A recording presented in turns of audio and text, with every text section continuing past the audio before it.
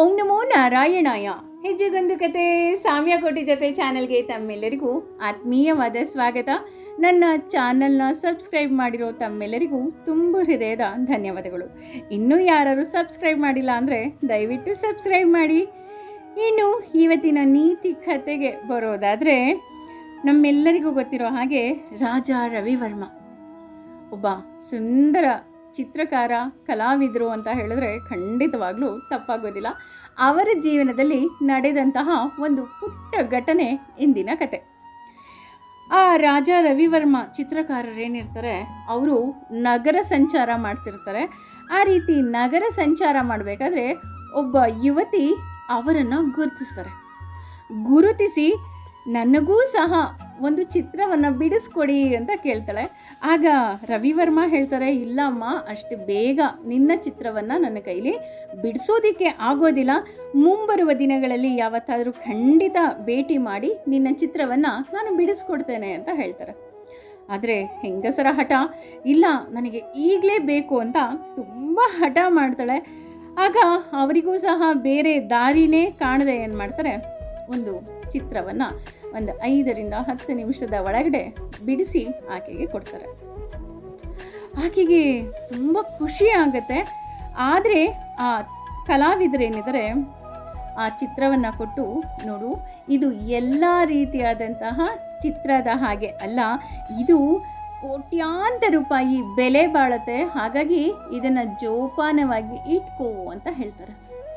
ಆ ಯುವತಿಗೆ ಆಶ್ಚರ್ಯ ಆಗುತ್ತೆ. ಅಲ್ಲ, 5 ರಿಂದ 10 ನಿಮಿಷದಲ್ಲಿ ಇವರು ನನ್ನ ಚಿತ್ರವನ್ನು ಬಿಡಿಸಿದ್ರು, ಇದಕ್ಕೆ ಕೋಟ್ಯಾಂತರ ರೂಪಾಯಿ ಬೆಲೆ ಬಾಳತ್ತಂತೆ ಅಂತ ಅಂದ್ಬಿಟ್ಟು ನಕ್ಬಿಟ್ಟು ಹೋಗ್ತಾಳೆ. ಆದರೂ ಸಹ ಕುತೂಹಲ, ಹೌದಾ, ನಿಜವಾಗ್ಲೂ ಇದು ಅಷ್ಟೊಂದು ಬೆಲೆ ಬಾಳತ್ತಾ ಅಂತ ಏನು ಮಾಡ್ತಾಳೆ, ನಗರದ ವಿವಿಧ ಕಲಾವಿದರ ಬಳಿ ಹೋಗಿ ಕೇಳ್ತಾಳೆ, ಇದು ರಾಜ ರವಿವರ್ಮ ಅವರು ಬಿಡಿಸಿದಂತಹ ಚಿತ್ರ, ಇದು ಎಷ್ಟು ಬೆಲೆ ಬಾಳತ್ತೆ ಅಂತ. ಆಗ ಚಿತ್ರಗಾರರು ಹೇಳ್ತಾರೆ, ಹೌದಮ್ಮ, ಇದರ ಬೆಲೆ ಕೋಟಿ ಗಟ್ಟಲೆ ಇದೆ, ಇದಕ್ಕೆ ನಾವು ಬೆಲೆ ಕಟ್ಟೋದಕ್ಕೆ ಆಗೋದೇ ಇಲ್ಲ. ಯಾಕೆ ಅಂದರೆ ಇದನ್ನು ಬಿಡಿಸಿದವರು ರಾಜ ರವಿವರ್ಮ ಅಂತ ಹೇಳ್ತಾರೆ. ಆಕೆಗೆ ಆಶ್ಚರ್ಯದಲ್ಲಿ ಆಶ್ಚರ್ಯ. ಅಲ್ಲ, ಕೇವಲ 5 ರಿಂದ 10 ನಿಮಿಷದಲ್ಲಿ ಬಿಡಿಸಿದ ಚಿತ್ರಕ್ಕೆ ಕೋಟ್ಯಾಂತರ ರೂಪಾಯಿ ಬೆಲೆ ಬಾಳತ್ತಾ ಅಂತ ಏನು ಮಾಡ್ತಾಳೆ, ರವಿವರ್ಮರನ್ನ ಹುಡುಕಿಕೊಂಡು ಹೋಗ್ತಾಳೆ. ಹೋಗಿ ಅವರ ಹತ್ರ ಕೇಳ್ತಾಳೆ, ನೋಡಿ, ನೀವು 5 ರಿಂದ 10 ನಿಮಿಷಕ್ಕೆ ಒಂದು ಚಿತ್ರ ಬಿಡಿಸಿದ್ರಿ, ಇದರ ಬೆಲೆ ಕೋಟಿ ಅಂತ ಹೇಳ್ತಾ ಇದ್ದಾರೆ. ಆದರೆ ನನಗೆ 5 ರಿಂದ 10 ನಿಮಿಷ ಬೇಡ, ಕೊನೆ ಪಕ್ಷ ತಿಂಗಳಿಗೆ ಒಮ್ಮೆಯಾದರೂ ಈ ಥರ ಚಿತ್ರ ಬಿಡಿಸ್ಬೇಕು. ಹಾಗೆ ನೀವು ನನಗೆ ಹೇಳ್ಕೊಡಿ, ನಾನು ಸಹ ನಿಮ್ಮ ಹಾಗೆ ಕೋಟಿ ಹಣ ಮಾಡ್ತೀನಿ ಅಂತ ಹೇಳ್ತಾಳೆ. ಆಗ ರವಿವರ್ಮ ಅವರಿಗೆ ನಗು ಬರುತ್ತೆ. ಅಮ್ಮ, ನಿಮಗೆ ಕೇವಲ 10 ನಿಮಿಷದಲ್ಲಿ ಬಿಡಿಸಿದಂತಹ ಚಿತ್ರ ಗೊತ್ತೇ ವಿನಃ ಅದರ ಹಿಂದೆ ನನ್ನ 30 ವರ್ಷದ ಪರಿಶ್ರಮ ನಿಮಗೆ ಕಾಣ್ತಾ ಇಲ್ಲ ಅಂತ. ಅಂದರೆ ಯಾವುದೇ ಒಂದು ಯಶಸ್ಸಿನ ಶಿಖರವನ್ನು ಮುಟ್ಟಬೇಕು ಅಂದಾಗ ಅದರ ಹಿಂದೆ ವರ್ಷಾನುಗಟ್ಟಲೆಯ ಅವರ ಪರಿಶ್ರಮ ಇರುತ್ತೆ. ಹೌದು, ನಾವು ಅನ್ಕೊಂತೀವಿ ಕೇವಲ ಒಬ್ಬರು ಶಿಕ್ಷಕರು ಅಥವಾ ಉಪನ್ಯಾಸಕರು ಬಂದು 40 ರಿಂದ 45 ನಿಮಿಷ, ಮ್ಯಾಕ್ಸಿಮಮ್ 1 ಗಂಟೆ ಬಂದು ಅವರು ಪಾಠ ಮಾಡ್ಕೊಂಡು ಹೋಗ್ತಾರೆ, ಅವರು ಅಷ್ಟೊಂದು ದುಡ್ಡು ಸಂಪಾದನೆ ಮಾಡ್ತಾರೆ ಅಂತ. ಆದರೆ ಅದರ ಹಿಂದೂ ಅಷ್ಟೇ ಅವರ ವರ್ಷಾನುಗಟ್ಟಲೆ ಸಾಧನೆ, ಪರಿಶ್ರಮ ಇರುತ್ತೆ.